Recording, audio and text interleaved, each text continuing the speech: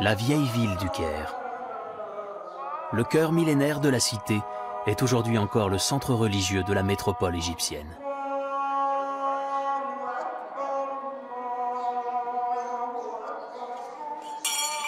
Sur l'artère principale, Al-Muizli Dinala, un marchand ambulant vend de l'eau à la réglisse.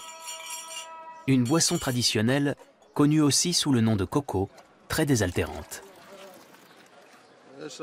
Tenez, buvez, je vous en prie.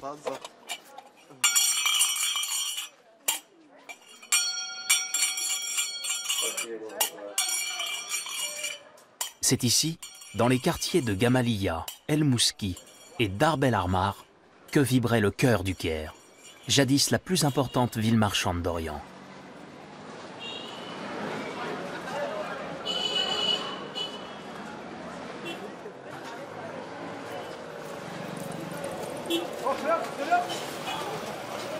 Aujourd'hui encore, de nombreux marchés s'alignent entre les palais antiques.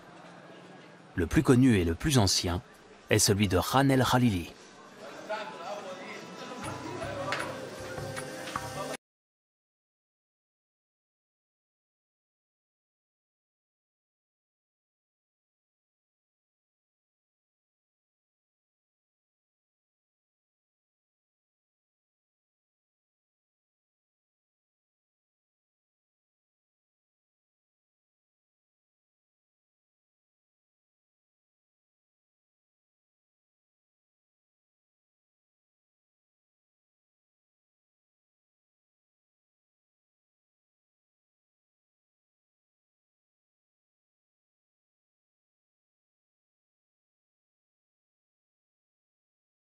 La plupart sont fabriqués ici, dans les nombreux ateliers du bazar.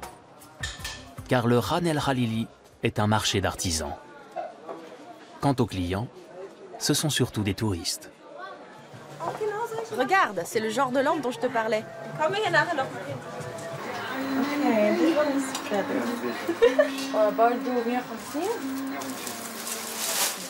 Ça te plaît? Oui, assez. Mais je vais voir si j'en trouve une avec des décorations. Elle est un peu trop petite. J'en voudrais une plus grande. Celle-là est super belle. Elle coûte combien? 400.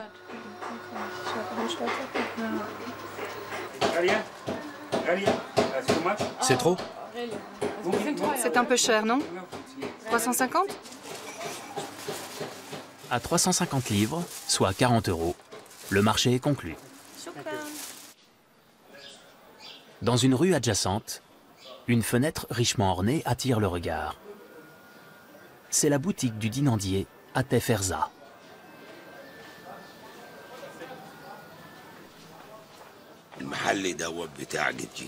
Ce magasin appartenait à mon grand-père, le père de mon père. Il travaillait le cuivre. Il a appris le métier à mon père, qui me l'a transmis à son tour. La décoration, c'est important. Et avec le cuivre, tout est possible. Alors on en fait des vases, des abat-jours, des lustres pour les palais et les grandes demeures, et je fais même des portes. Chaque pièce en cuivre est une œuvre en soi. Je suis ciseleur sur cuivre. Je découpe des arabesques dans le métal et ensuite, je le fais briller. Je donne aux objets leur forme finale d'après des modèles que j'ai dessinés.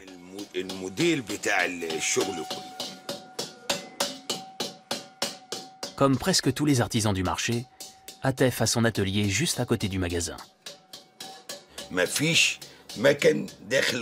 Aucune machine n'intervient dans la fabrication. Tout est fait à la main. Notre artisanat est l'un des meilleurs au monde. Le travail manuel permet à l'artisan de faire rayonner son âme. Mon âme est dans mes mains quand je travaille. Ce genre de pièces se trouve d'ailleurs dans les musées. Leur beauté nous fascine. Cette table, par exemple, je l'ai vue dans ce livre, elle m'a plu, alors j'en ai réalisé une copie. Exactement à l'identique, entièrement à la main.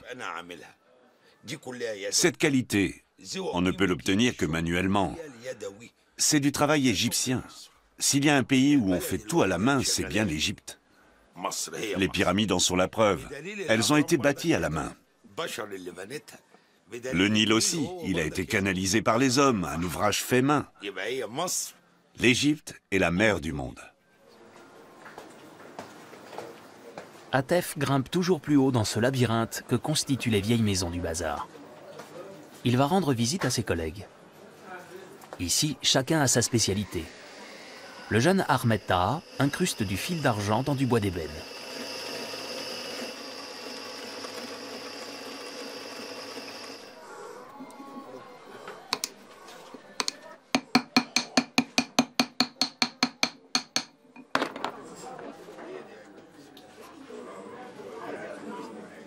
L'atelier de Kamal Mahmoud Sharawi se trouve un peu plus loin.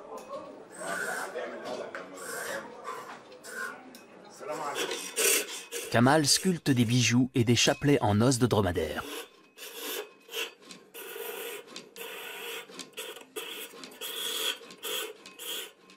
Depuis l'âge de 9 ans, je suis dans le métier. Je me procure ces os à Belbeïs, dans le delta du Nil. Ce sont des os de dromadaire que je polis et dont je travaille les formes à la machine.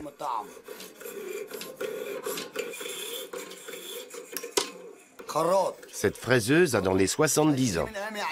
Le jour où mon père a vu que ce travail me plaisait, il m'a installé cette machine et m'a dit « Comme ça, tu auras ton matériel à toi. C'est en bois tout ça. Il n'y a que cette pièce-là et la barre qui soit en métal. Et le ciseau. Le reste, c'est du bois. L'arc aussi. » Ce qui est le plus recherché, ce sont les chapelets solides qui ressemblent à de l'ivoire. L'ivoire est interdit, bien sûr. Ce sont des objets religieux. J'ai aussi un présentoir en bas. Évidemment, c'est cher, ce genre de matériau a un coût. Les os, je les fais venir à prix fort. Ce n'est pas du plastique, ça n'a rien à voir. Ici, on trouve des articles de fabrication égyptienne. Ceux qui préfèrent un objet bon marché, qu'ils aillent l'acheter ailleurs. En ce moment, les affaires marchent au ralenti. Le souk de Ran El Khalili prospère grâce au tourisme. Mais l'instabilité politique fait que les touristes, en particulier les Occidentaux, évitent l'Égypte. Les rares visiteurs qui parcourent encore le pays viennent d'Asie, en général en groupe. Et ils achètent peu de souvenirs.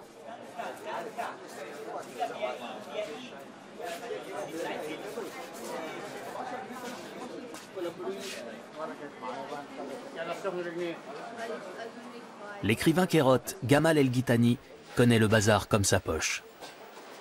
Il est né et a grandi dans la vieille ville. Quand il était jeune, il tissait des tapis dans le bazar de Ran El Khalili.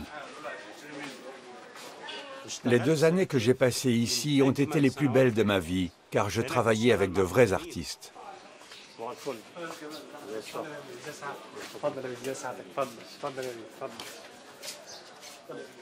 Je suis arrivé en 1967, après la guerre des 6 jours. Ran El Khalili avait souffert, il n'y avait alors plus de touristes. La même chose que maintenant. Ça va les affaires, ça bouge un peu? C'était bien jusqu'au printemps. Depuis, c'est très calme. Avant, avec l'exportation, les gens arrivaient quand même à s'en sortir. Oui, mais depuis la révolution de 2011, plus personne ne vient, même les gens de chez nous. Bon, et les diplomates des ambassades? Eux non plus, on ne les voit pas. Je comprends. Dieu vous aide. Heureux de vous avoir vu. Gamal El-Ghitani travaillait là, en haut de l'escalier. Tout ce complexe est un lieu historique qui date de l'époque ottomane. Au rez-de-chaussée, il y a les commerces et les artisans, et à l'étage, les habitations. C'est ce genre de bâtiment qu'on appelle Ran. Ici, régnait un système de corporation. Chaque profession avait un maître artisan. À Ran El Khalili, j'ai souvent vu des pères confier leur fils à un maître artisan en lui disant « Tenez, voilà mon garçon, apprenez-lui un métier qui lui permettra de gagner sa vie. »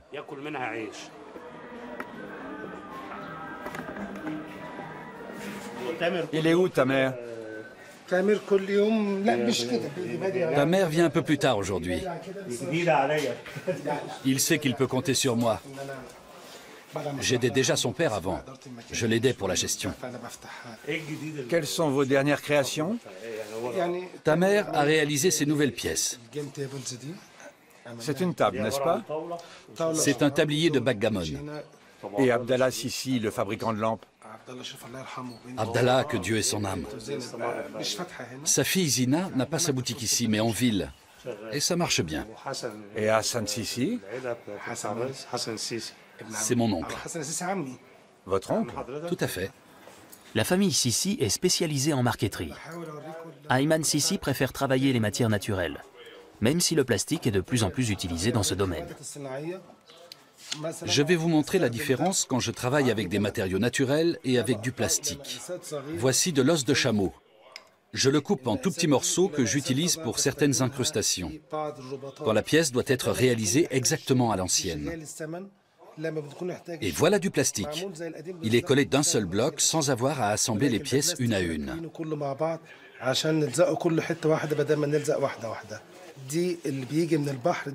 Ça, c'est de la nacre, un coquillage.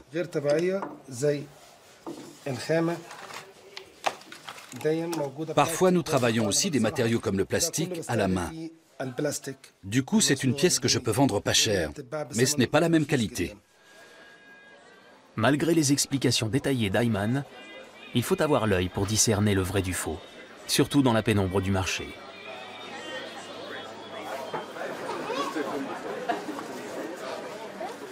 Pour ceux qui veulent faire une pause dans le bazar Ran El Khalili, une adresse s'impose, celle du légendaire café El Fishawi. L'un des plus vieux cafés du Caire, ouvert depuis plus de 200 ans, et ce quasiment 24 heures sur 24.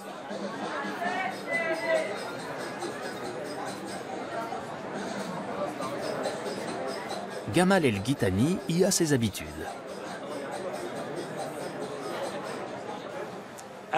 J'ai commencé à venir dans ce café dès l'âge de 6 ans, en compagnie de mon père.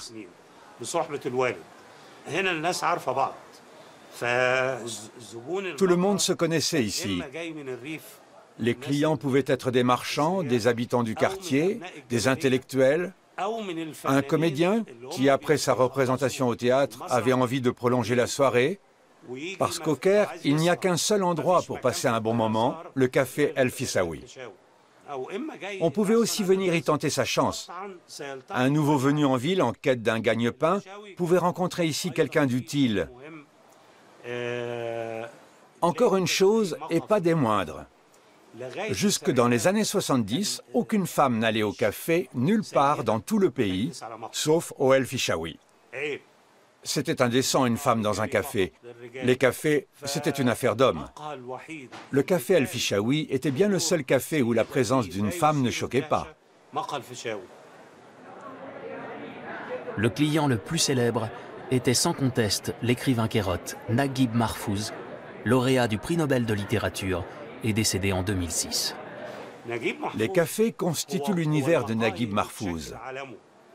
On peut vraiment le dire. J'ai été son ami pendant plus de 50 ans. Je l'ai toujours rencontré dans des cafés. Il avait ses habitudes ici. Il venait ici par nostalgie. Il a passé son enfance dans une maison de Gamaliya. Il a vécu dans ce quartier et s'en est inspiré pour tous ses personnages. Ici, en particulier dans la vieille ville, on dit de quelqu'un qu'il est un enfant du pays. L'enfant du pays a une certaine personnalité. C'est quelqu'un qui n'est peut-être pas instruit, mais qui possède un patrimoine culturel qu'on appelle ici les usages.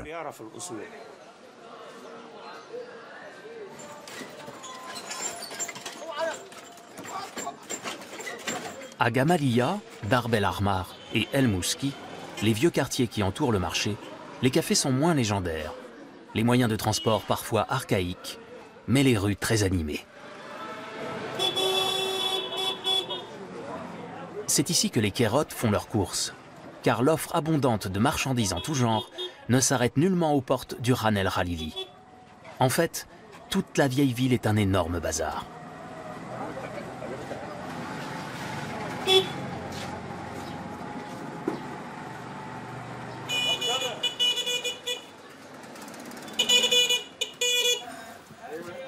Sur le marché aux fruits et légumes, Youssouf Hanour continue d'installer son stand.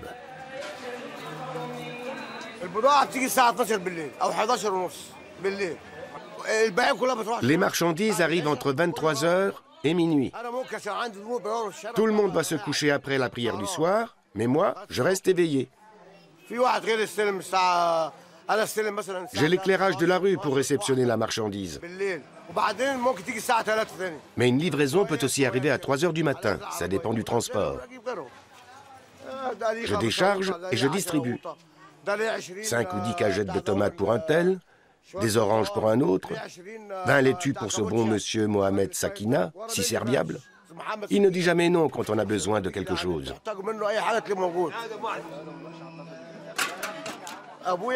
Mon père est né en 1904 et ce café appartenait à mon oncle Zakaria. Il a été le premier marchand de légumes dans le quartier. Il apportait ses légumes et les disposait sur son stand. Les courgettes à 1 sou le kilo ou les tomates. Le prix était indiqué. Lui, il allait au café et jouait toute la journée avec les clients. Le soir, il trouvait l'argent posé là sur le stand pour tout ce qui avait été acheté. Il n'y avait jamais de vol. Ce n'est plus comme ça de nos jours. C'est fini. Il faut être à 5, avec tous ces voleurs. Un gars a faim, il attrape un truc et détale, dans l'indifférence générale. Ok.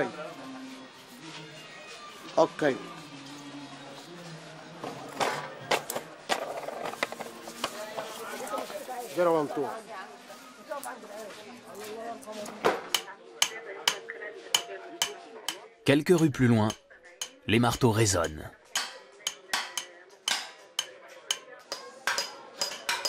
C'est la rue des forgerons et des chaudronniers.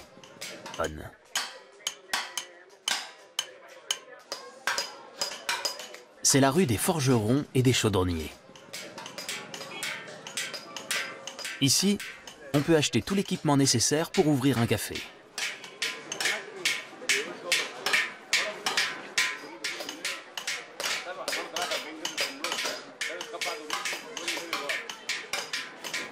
Non loin de là, on fabrique et vend des pipes à eau, les fameux narguilés ou chicha. La boutique des Sam et Mohamed Ismail est l'une des plus importantes.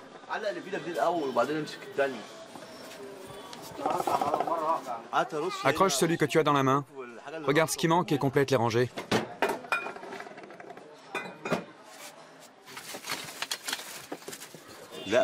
C'est à la mode aujourd'hui, bien sûr. Les femmes s'y sont mises et les jeunes aussi. Même à l'étranger, dans les pays européens, on achète des chichas. Les temps sont durs parce qu'il n'y a plus de touristes. Je vis du tourisme et je ne suis pas cafetier ni restaurateur. Je suis vraiment dépendant des touristes à qui je vends des chichas. C'est mon métier.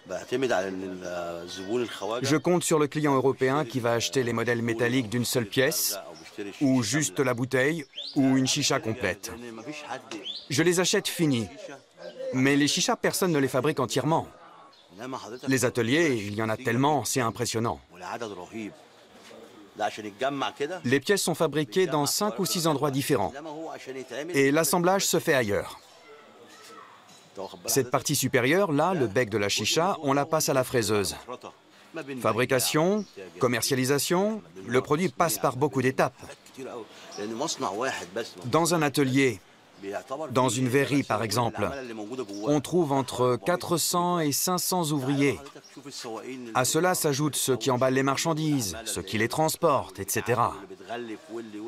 Ça fait beaucoup de monde. Et pourtant, quand le tourisme marche, il y a du travail pour tous. L'un des ateliers de fabrication est à 2 pas. La petite entreprise familiale d'Omar Farha est spécialisée dans la fabrication des tuyaux de chicha.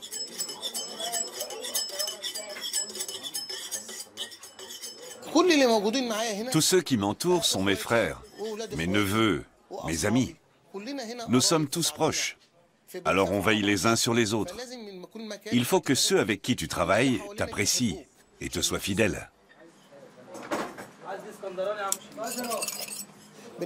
Le cuir nous arrive tout blanc comme ça. On le découpe en lanières et on le travaille par petits bouts.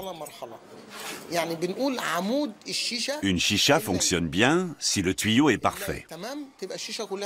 S'il n'est pas bon, s'il y a une fuite ou si ça ne tire pas, alors la chicha est à jeter.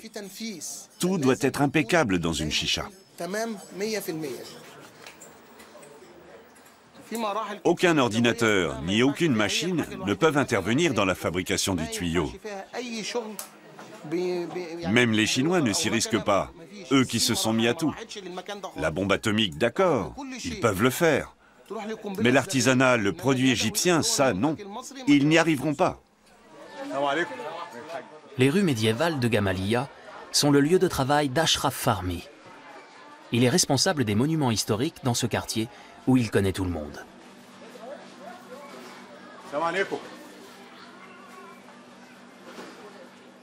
C'est un joli quartier populaire ici, plein de simplicité et de gentillesse. Les personnes âgées ont droit à des égards et les petits à de la bienveillance. Malheureusement, le niveau d'études des gens du quartier n'est pas très élevé. Les gens ne connaissent pas la valeur de leur patrimoine. Le secteur compte pourtant un très grand nombre de monuments historiques. 107 sont répertoriés dans le quartier. Quels rois et sultans ont vécu dans la cité? Quel est le palais du prince Beshtak? Et qui est ce Beshtak? Ce sont des choses que les gens ne savent pas, alors qu'ils vivent au beau milieu de ces vestiges du passé.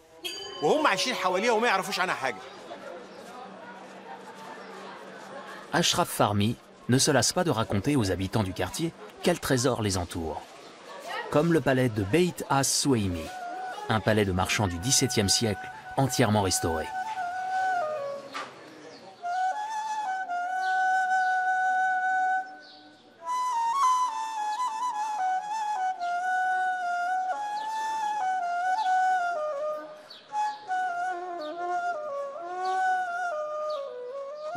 Beit as-Soueimi est un modèle d'architecture islamique de cette époque-là, avec son ornementation qui intégrait la belle poésie arabe et le filtrage de la lumière. Cet éclairage voilé assure une certaine sérénité aux habitants des lieux.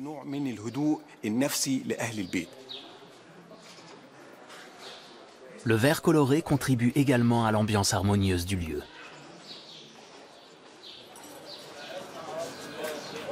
Retour au souk de Ran El Khalili. Sayed Abdel Raouf, le marchand d'objets en verre, reçoit une cliente. C'est peint à la main? Et ces verres, ils sont uniquement décoratifs? Oui, c'est pour la décoration. Ce sont des verres faits à la main. Ils coûtent combien? 20 livres chacun. Tout est fabriqué ici. Toute la famille travaille dans le verre. Mon père, mes frères, nous sommes tous dans la branche. Nous achetons le verre au kilo en grande quantité et nous le faisons fondre dans notre atelier. Ensuite, nous le façonnons et lui donnons différentes formes. Verre, vase, lustre.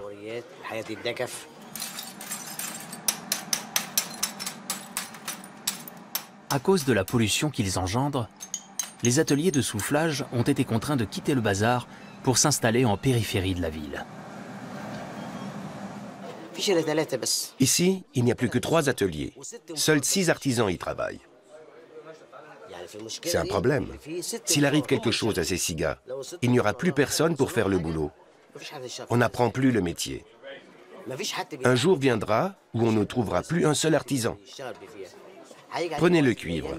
Avant, on travaillait bel et bien le cuivre manuellement. Mais aujourd'hui, la tradition est en train de se perdre. Et on importe des produits fabriqués en Chine.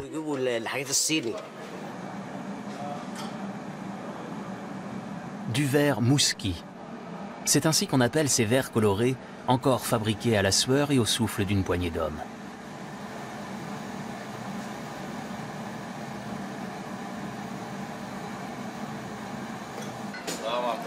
Ce client est l'artiste verrier Hassan Arabesque. Lui aussi a dû arrêter d'utiliser son four en ville et depuis, il fait réaliser ses pièces ici.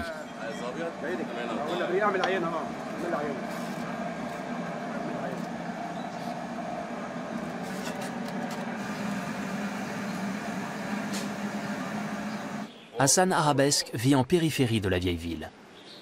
Sa maison fait office de boutique.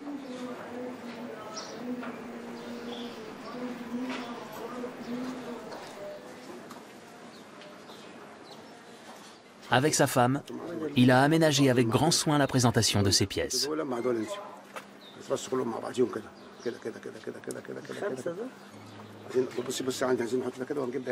À l'intérieur du magasin, c'est un décor digne des Mille et une nuits.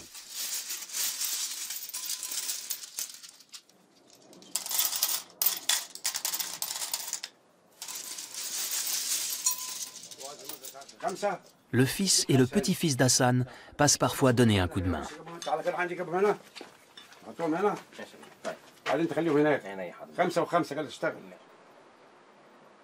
Cuisine, chambre à coucher, escalier, terrasse, la maison entière est un showroom.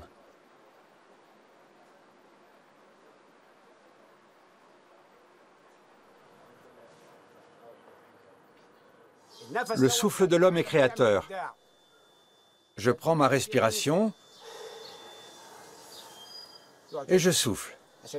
C'est mon métier. Il est source d'art, de créativité, de bien-être. À combien peut-on évaluer ce travail? Eh bien, si ce n'est qu'une question d'argent, alors au diable. Nous, on préfère que les gens soient sensibles à notre art. Le client qui entre chez moi aura droit à toute mon attention, jusqu'à son départ. Le plus important quand vous achetez quelque chose, c'est que vous repartiez avec le sourire, et pas que je vous soutire quelques misérables euros ou dollars, et que vous vous disiez ensuite « ce type n'est pas correct, je ne mettrai plus les pieds chez lui, ce serait ma fin ». Tout Ran El Khalili se fournit chez nous. Ran El Khalili nous donne du travail et on lui en donne en retour. Il faut à tout prix sauver ce quartier. C'est l'histoire, c'est important.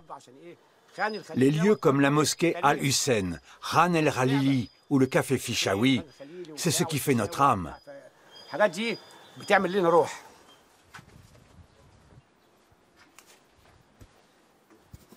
La maison d'Hassan jouxte la ville des morts, le vieux cimetière. La pénurie de logements au Caire a poussé certains habitants à s'y réfugier.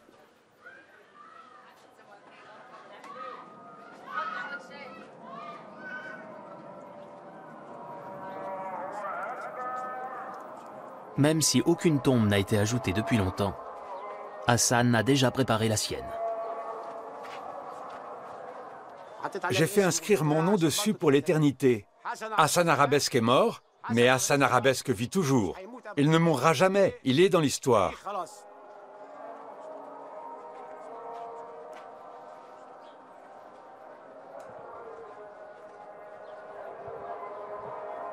La vie des habitants de la vieille ville est rythmée par l'appel à la prière 5 fois par jour. Dans le bazar, les mosquées jouent un rôle important. Le cheikh Ahmed Hassan est l'imam de la mosquée Barzbei, située sur la route principale. Les fidèles qui fréquentent la mosquée sont des gens de la rue Al-Muizlidin Allah, dans le vieux Caire fatimide. La mosquée est au service des commerçants pour tout ce qui concerne les consultations religieuses. Ils viennent avec des questions sur ce qui est permis ou pas, sur les transactions autorisées ou non dans l'islam, les poids et mesures, par exemple, pour ne pas tricher dans les affaires. Toutes ces interrogations, la mosquée s'en charge. Elle sensibilise la population aux règles de comportement entre les personnes. La mosquée Al-Hussein se trouve juste à côté du souk Ran El Khalili. C'est un des lieux saints de l'islam en Égypte. En face se trouve la mosquée millénaire Al-Azhar et sa célèbre université. Le magasin de plantes aromatiques et médicinales d'Ahmed Zalat est juste à côté.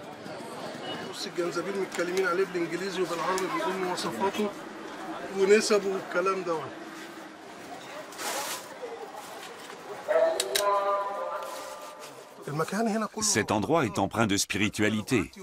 Il profite d'une inspiration divine. La mosquée Al-Azhar, le tombeau d'Hussein, le petit-fils du prophète, Ran El Khalili, Bazar Karia, on y sent le parfum de l'histoire. Les herboristeries et les épiceries exhalent le parfum des temps passés.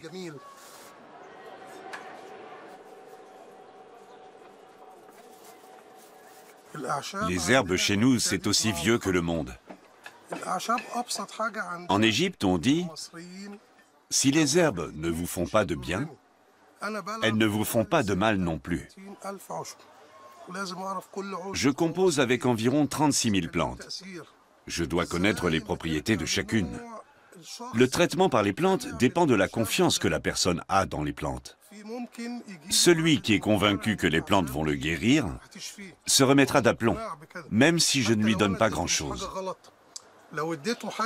Le fait d'y croire fait 70% des chances de guérison. Ce n'est pas moi qui guéris, ce n'est pas le docteur non plus. C'est Dieu qui accorde la guérison par mon entremise ou celle du médecin.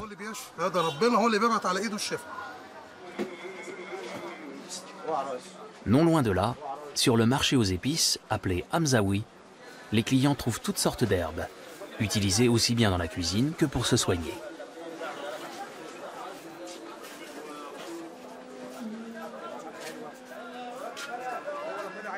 Hassan Arabesque et sa femme font régulièrement leurs courses ici. « Dieu veut que tu vives bien », dit Hassan à sa femme.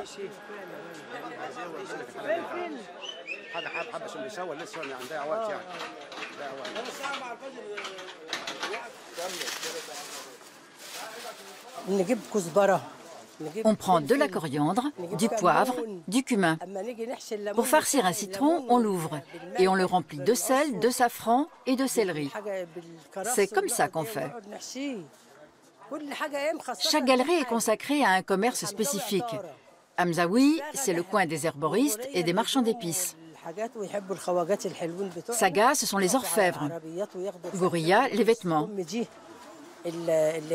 Les touristes apprécient beaucoup nos produits et en achètent. À la fin de leurs achats, je les accompagne et les guide dans Gourilla. Un jour, une Européenne m'a demandé de rester avec elle, et d'autres aussi, parce qu'ils se faisaient beaucoup arnaquer quand ils étaient seuls. Depuis, chaque fois qu'ils viennent faire des courses, je vais avec eux.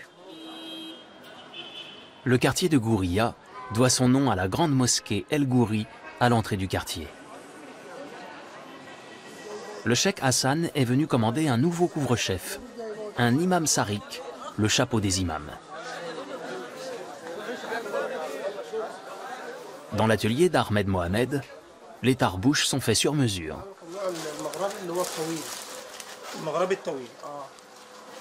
J'en voudrais un à la maghrébine, de forme allongée. On va le rallonger à la machine. Vous le voulez avec un châle? Je voudrais quelque chose de très soigné. Le mieux, c'est le coton.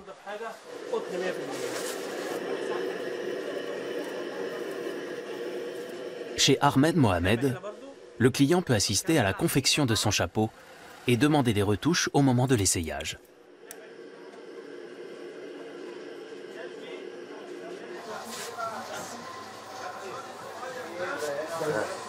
Il sert.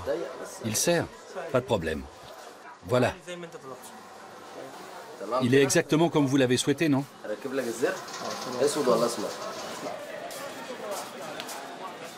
À l'autre bout du quartier de Gourilla se trouve une longue galerie couverte. C'est le Rayamiya, le marché des fabricants de tentes. Jadis, les toiles pour les caravanes de dromadaires étaient fabriquées ici.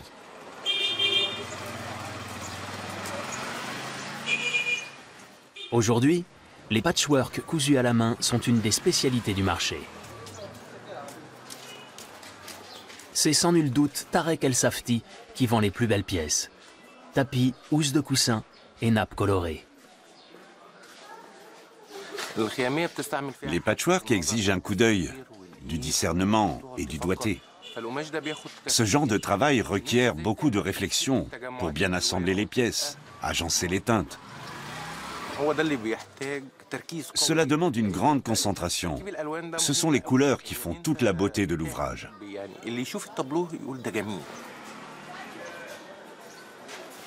C'est ici qu'était confectionnée la tenture de la Kaaba autrefois. Elle était transportée à dos de dromadaire jusqu'en Arabie Saoudite. Cet artisanat subsiste probablement parce que la couture existe depuis la nuit des temps. En revanche, j'ai constaté que le patchwork ne remonte pas plus loin que l'époque fatimide.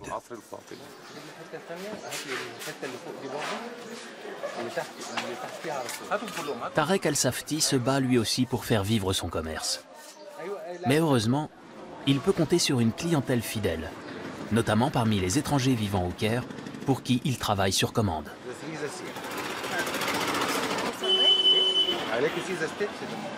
Ce n'est pas le cas de nombre de ses collègues qui attendent en vain les touristes.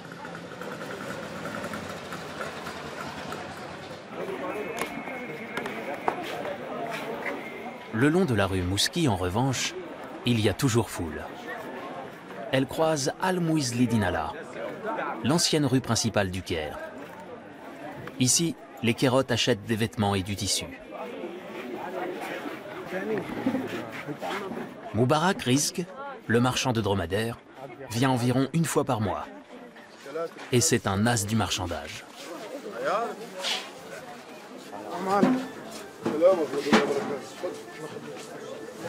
Je voudrais un cachemire indien. Regardez ça. Attendez, je vous montre d'autres coloris. C'est du vrai cachemire d'Inde. 100 livres. Non, passer de 180 à 100, c'est impossible. Je peux baisser de 10 livres. Allez, je vous le laisse à 170. Je fais vraiment un effort. 120. Non, impossible. D'accord, si c'est comme ça, je vous cherche de l'égyptien et je vous le fais à 40 livres. 120. Je vous le laisse pour 160. 120. 155. Et quoi d'autre? Je vous mets celui-ci? Non, un seul. Sur le chemin du retour, Moubarak achète un petit cadeau pour son fils.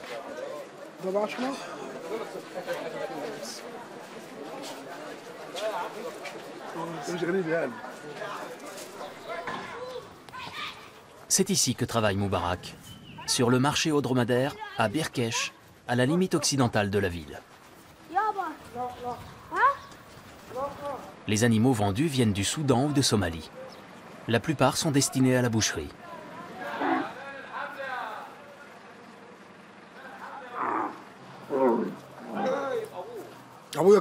Mon père travaillait sur le marché. Il m'y emmenait quand j'étais petit. J'ai toujours aimé ce métier et maintenant je l'exerce à mon tour. Je suis courtier. Je m'installe à l'extérieur et quand un client a besoin d'un ou deux jeunes dromadaires, un boucher ou quelqu'un qui veut des bêtes pour les faire travailler ou les engraisser, je les lui cherche. Je l'accompagne et les lui trouve. Disons que je prends 20 livres de commission par tête. 20 livres, c'est pour ne pas trop peser sur le prix. Demander plus, c'est facturer aux dépens de l'acheteur. Une fois la marchandise vérifiée, les négociations peuvent commencer. Elles ont lieu selon un rituel bien précis. Prix estimé pour ce dromadaire entre 5 et 6 000 livres, soit 7 à 800 €.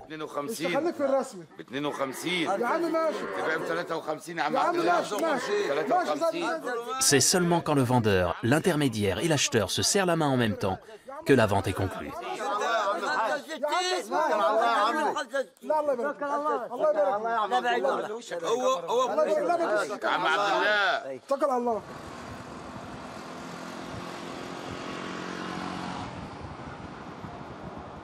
Il faut passer le long des pyramides et traverser un pont sur le Nil pour rejoindre le quartier du marché.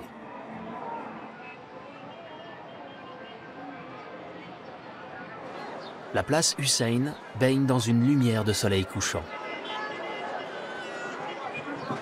Les vendeuses de souvenirs se sont installées dans le coin sud de la grande mosquée Al-Hussein. Dans une rue adjacente, Karima Mahmoud s'apprête à rejoindre son stand.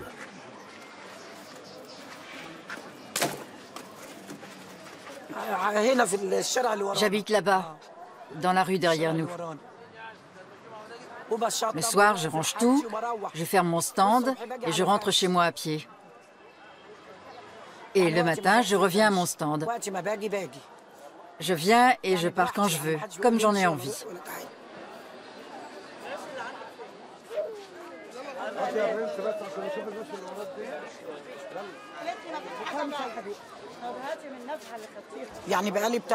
Ça fait 45 ans que je vends des souvenirs.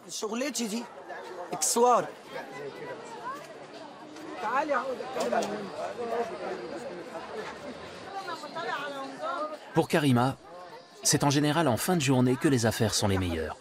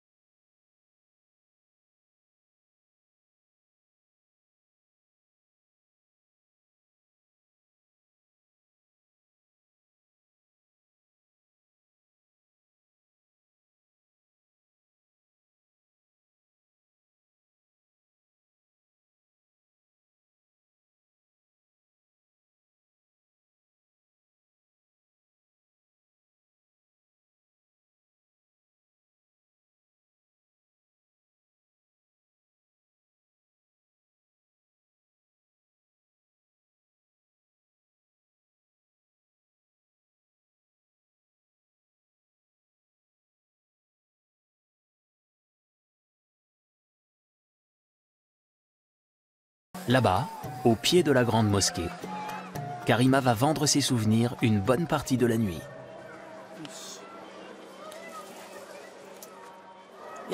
J'ai pas mal de clients d'Arabie Saoudite, du Koweït, des Émirats, de Libye et du Liban. Ils viennent se recueillir sur le tombeau du Seigne, le petit-fils du prophète, et recevoir sa bénédiction. Ils emportent des cadeaux, des colliers ou des boucles d'oreilles pour leurs fillettes ou des bijoux pour leurs fiancés. Si je voulais rester jusqu'au matin, je pourrais, en toute sécurité. Ceux qui viennent ici n'ont absolument rien à craindre.